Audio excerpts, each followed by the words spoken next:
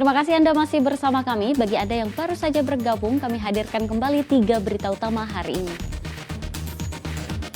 Kebakaran semak belukar di Boyolali membuat warga panik lantaran berdekatan dengan permukiman. Harga beras kian menggila, warga Brebes serbu operasi pasar beras murah.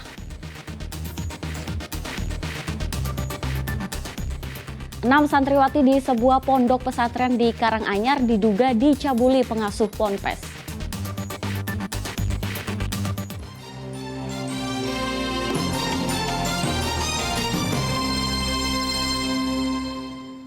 Ya saudara, berhati-hatilah saat bermain di sekitar bendungan karena baru-baru ini seorang remaja di Kecamatan Teras, Kabupaten Boyolali tewas tenggelam di dasar bendungan. Jasad korban berhasil dievakuasi kemudian dibawa ke RSUD Pandan Arang untuk diotopsi.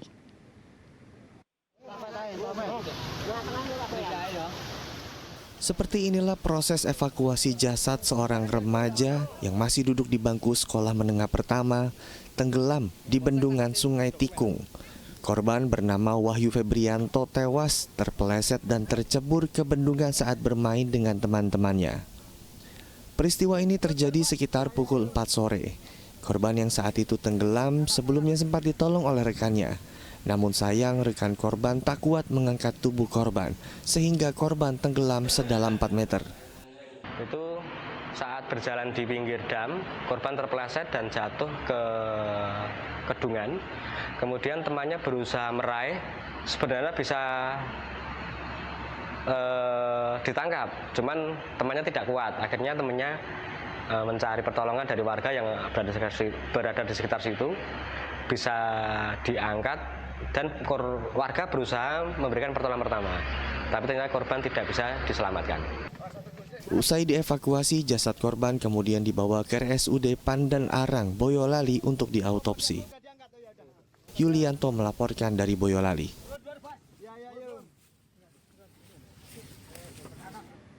Kasus pencabulan kembali terjadi di lingkungan pondok pesantren. Kali ini salah satu pengasuh ponpes di Kecamatan Jatipuro, Kabupaten Karanganyar diduga mencabuli 6 orang santriwati. Kasus ini sudah ditangani ke pihak kepolisian dan sudah naik ke tahap penyidikan. Salah satu pengasuh di sebuah pondok pesantren Kecamatan Jatipuro, Kabupaten Karanganyar berinisial BN diduga melakukan pencabulan terhadap 6 santriwati. Beberapa di antaranya bahkan diminta untuk melayani kebutuhan biologisnya. Pencabulan itu diketahui sudah dilakukan terduga pelaku sejak 2 tahun terakhir. Kali terakhir, terduga pelaku mencabuli salah satu santrinya pada 17 Agustus 2023. Pusat Pelayanan Terpadu Pemberdayaan Perempuan dan Anak P2TP2A Kabupaten Karanganyar saat ini tengah mendampingi para korban. Korban sudah divisum dan nantinya hasil visum akan diserahkan ke pihak kepolisian sebagai alat bukti. Kemarin setelah kita terima dari 6 anak yang kami dampingi, itu mereka sudah cerita semuanya tentang kejadian apa yang dia alami. Baru setelah selesai kami ajak ke rumah sakit daerah RSUD Karanganyar untuk melakukan pemeriksaan yang nantinya hasilnya akan menjadi bukti visum untuk Polres. Usai adanya pelaporan ke pihak kepolisian atas kasus ini, terduga pelaku telah ditangkap. Polisi sudah gelar perkara atas kasus tersebut. Kasus ini pun dinaikkan ke tingkat penyidikan. Sebelumnya kasus yang ditangani oleh Polres Karanganyar sekarang diambil alih oleh Direskrimum Polda Jawa Tengah.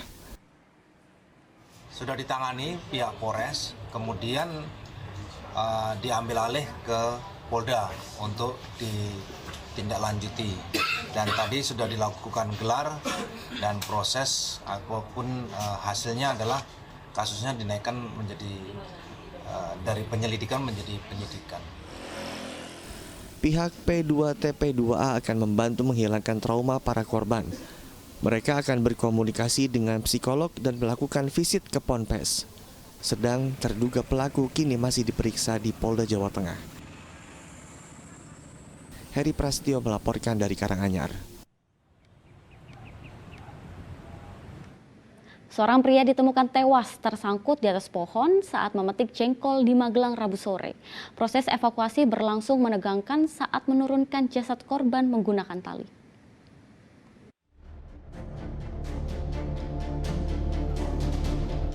Evakuasi jasad warga bernama Asrofo, 53 tahun dari atas pohon setinggi 6 meter berlangsung menegangkan. Petugas gabungan harus menggunakan tali untuk menurunkan jasad yang tersangkut di dahan pohon. Warga asal desa Purwodadi, Magelang ini ditemukan warga lain saat melintasi lokasi. Menurut keterangan istrinya, korban meninggalkan rumah pada Rabu siang dan berpamitan untuk memetik jengkol. Namun beberapa jam kemudian, korban ditemukan warga tersangkut di pohon.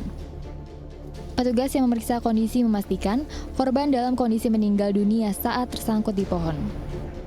Kita menggunakan teknik flooring under delay, di mana korban memang sudah tersangkut di pohon, dan kita kalau di pohon memang kendalanya angkor poin yang kita gunakan untuk penurunan itu agak susah kita cari.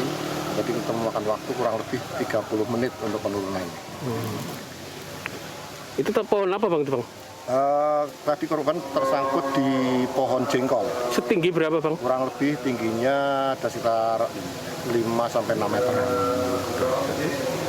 Di posisinya terlungkup ya? Iya, untuk posisi korban tadi posisi terlungkup, tersangkut di ranting. Setelah kondisi jenazah diperiksa dan dipastikan tidak ada tanda kekerasan, jenazah diserahkan kepada pihak keluarga untuk dimakamkan. Wahyu Diono melaporkan dari Magelang. Kasus di Semarang ini bisa menjadi pelajaran bagi Anda pemirsa agar tidak gampang meminjamkan kartu identitas sebagai penjamin kredit bagi orang lain. Pasalnya seorang pria di Kabupaten Semarang harus berurusan dengan polisi karena meminjamkan KTP kepada temannya untuk kepentingan kredit truk dengan janji imbalan uang puluhan juta rupiah. Namun truk kemudian dilarikan temannya sementara angsuran bulanan belum dibayar.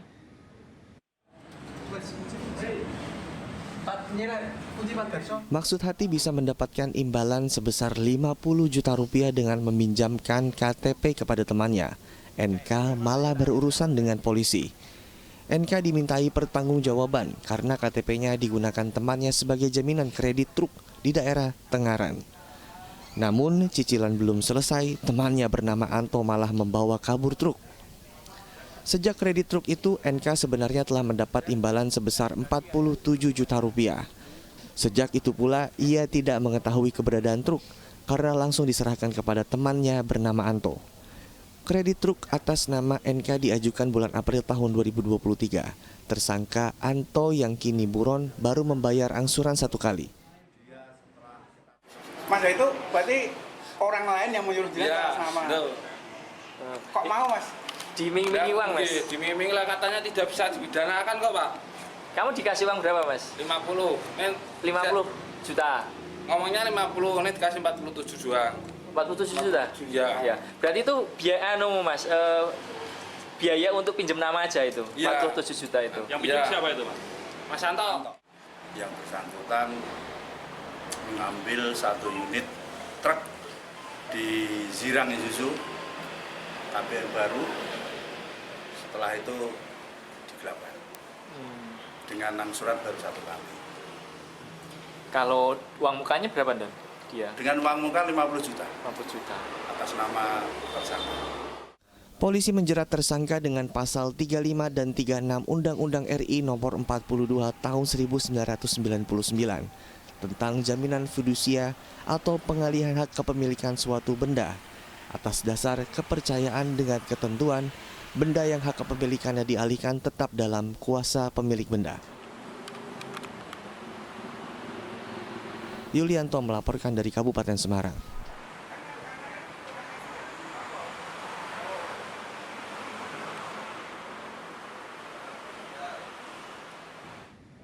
Dibukanya Bandara Jenderal Sudirman untuk penerbangan ke Jakarta kemudian dilanjutkan ke Mekah disambut antusias jamaah umroh dari Purbalingga. Para jamaah bisa menghemat waktu hingga 5 jam dibandingkan menggunakan bus atau kereta api untuk datang ke Jakarta. Bandara Jenderal Besar Sudirman di Purbalingga membuka penerbangan perdana untuk ibadah umroh pada 26 Agustus lalu.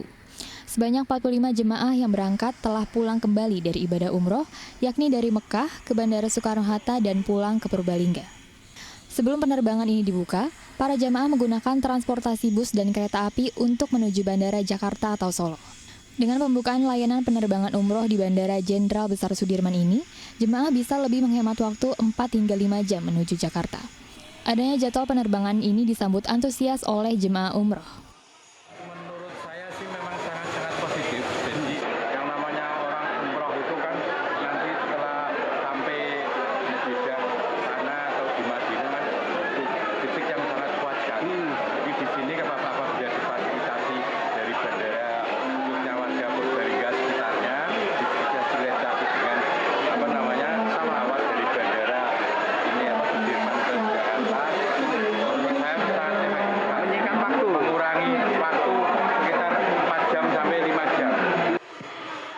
Dibukanya penerbangan bagi jamaah umroh dari Purbalingga ke Jakarta untuk memberikan kemudahan bagi jamaah.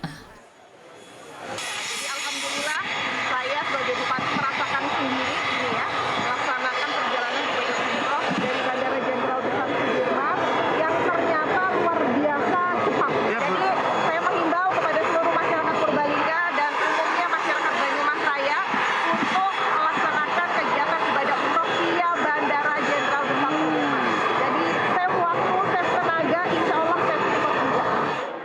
Bandara Jenderal Besar Sudirman juga memberi sejumlah paket yang diberlakukan setiap bulan untuk perjalanan ibadah umroh. Paket umroh diantaranya paket umroh reguler selama 10 hari, paket Garuda Indonesia selama 10 hari, dan paket umroh liburan sekolah selama 9 hari. Mardianto melaporkan dari Purbalingga. Ya, informasi tadi mengakhiri jumpa kita hari ini. Atas nama rekan yang bertugas, saya Teatrika Putri mengucapkan terima kasih atas kebersamaan Anda. Selamat beraktivitas dan sampai jumpa.